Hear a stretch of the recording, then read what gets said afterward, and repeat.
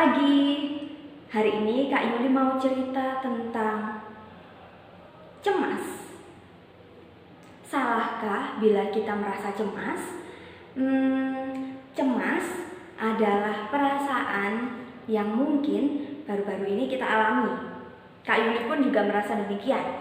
Nah, bagi yang belum tahu artinya, cemas itu adalah perasaan di mana kita merasa tidak tentram, hati kita tidak tenang, kita mungkin merasa takut, seperti itu. Jadi cemas itu seperti itu. Ada yang merasakan? Ya, Kak Yuli juga hari ini Kak Yuli sangat cemas. Jangan-jangan Kak Yuli hari ini nggak bisa syuting, atau mungkin rencana Kak Yuli hari ini gagal. Kak Yuli cemas juga kalau misalnya Kak Yuli nggak punya uang gimana? Kak Yuli cemas juga kalau misalnya tiba-tiba Kak Yuli, maaf kata, meninggal. Aduh, aku takut, gimana? Ya, cemas atau khawatir itu ada dua hal penyebabnya. Yang pertama yang bisa mungkin saat ini kita alami seperti, aduh jangan-jangan nilai ulanganku bisa jelek karena ini online, terus juga gak bisa belajar dengan sungguh-sungguh, jangan-jangan ulangannya jelek, seperti itu.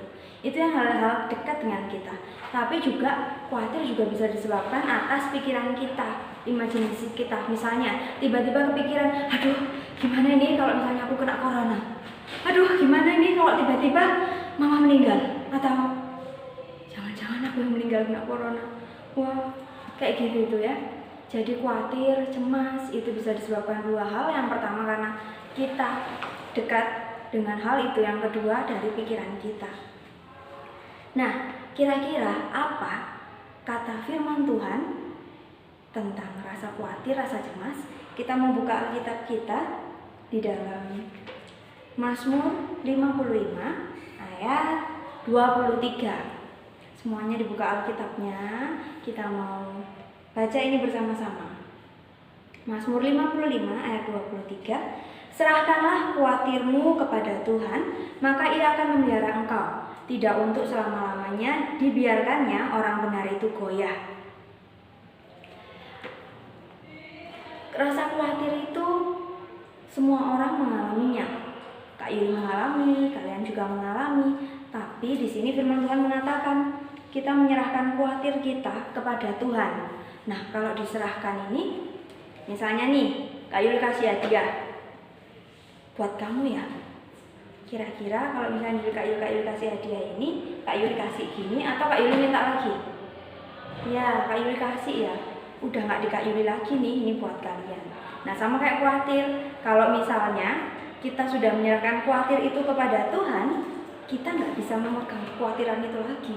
Kita sudah nggak boleh memikirkannya itu lagi, karena khawatir kita sudah ada di dalam tangan Tuhan. Yang kedua, di sini dibilang tidak untuk selama-lamanya dibiarkannya orang benar itu goyah. Kak Yuli, orang benar itu bagaimana? Orang benar itu adalah orang yang hidup sesuai dengan perintah firman Tuhan. Jadi kalau misalnya nih, udah rajin berdoa, sudah rajin beribadah, sudah rajin baca Alkitab, tapi nggak nurut mama papa, itu hidup benar nggak? Tidak ya. Jadi kalau misalnya kita mau hidup benar, kita benar-benar apa yang ada dalam firman Tuhan ini kita lakukan, ya. Kita mau taat orang tua, kita mau rajin belajar sungguh-sungguh, kita mau mengasihi musuh kita, atau mungkin teman kita yang kita nggak suka, kita mau mengasihi, ya. Jadi nggak cuma sayang sama orang-orang yang baik sama kita, tapi menyayangi semua, termasuk musuh kita, teman yang kita nggak suka. Kalau misalnya ada teman nakal, kita mau mendoakan mereka supaya mereka boleh bertobat. Nah, itu adalah orang hidup benar. Jadi ketika kita sudah hidup benar di sini, Tuhan pasti akan kasih kekuatan buat kita, seperti itu. Dan jangan lupa untuk selalu berdoa. Kenapa kok berdoa, Kak?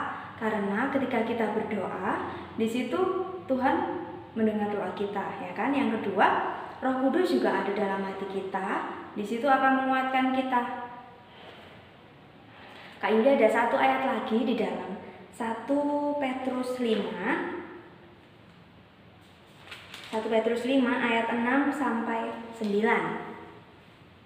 Karena itu, rendahkanlah dirimu di bawah tangan Tuhan yang kuat supaya kamu ditinggikannya pada waktunya. Serahkanlah segala kekhawatiranmu kepadanya sebab Ia yang memelihara kamu.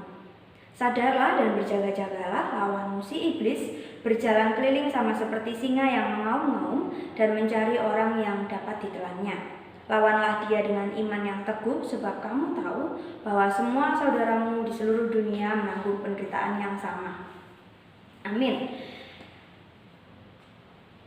Yang pertama, tadi Kak Yuli sudah jelaskan bahwa kita harus menyerahkan segala kekhawatiran kita kepada Tuhan. Kemudian yang kedua, kita hidup benar supaya Roh Kudus tetap ada dalam hati kita dan memberikan damai sejahtera. Yang ketiga, di sini kalian tidak sendiri, di sini di ayat 9. Sebab kamu tahu bahwa semua saudaramu di dunia menanggung penderitaan yang sama. Jadi perasaan cemas, khawatir, gak cuma Kak Yuli aja, kalian juga mengalami, mau apa juga mengalami. Jadi kita gak sendiri. Yang ketiga itu kita gak sendiri, dan kita harus tetap menyerahkan kekhawatiran kita kepada Tuhan. Wajar khawatir itu, wajar takut, wajar cemas, tapi jangan berlarut-larut karena kita punya Tuhan. Kalau kita punya Tuhan dan percaya sungguh-sungguh sama Tuhan, maka kita tidak akan merasa khawatir lagi. Ada sebuah lagu yang sampai hari ini menguatkan Kak Yuli. Mungkin kalian beberapa tahu ya. Burung pipit tidak menanam, tapi Tuhan pelihara. Bunga bakung tidak memintal, tapi Tuhan pelihara. Tuhan dandani. Terlebih aku, anak-anaknya, pasti Tuhan pelihara. Terlebih aku, anak-anaknya, pasti Tuhan berkati. Nah, burung pipit, bunga, itu Tuhan pelihara. Apalagi kita anak-anaknya, seperti itu.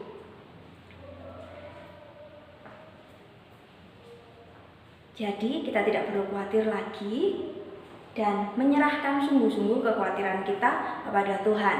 Karena setiap orang juga merasakan hal yang sama ketika di masa pandemi ini. Semua orang merasa ketakutan, semua orang merasa cemas, khawatir. Karena jangan-jangan kena corona, jangan-jangan gak punya uang, jangan-jangan nanti sakit, jangan-jangan kehilangan seseorang yang disayangi. Semuanya punya ketakutan. Tapi di sini kita mau percaya kalau ketika kita menyerahkan segala khawatir kita kepada Tuhan, Tuhan akan berikan kekuatan kepada kita dan damai sejahtera, sehingga khawatir boleh tidak ada dalam hati kita.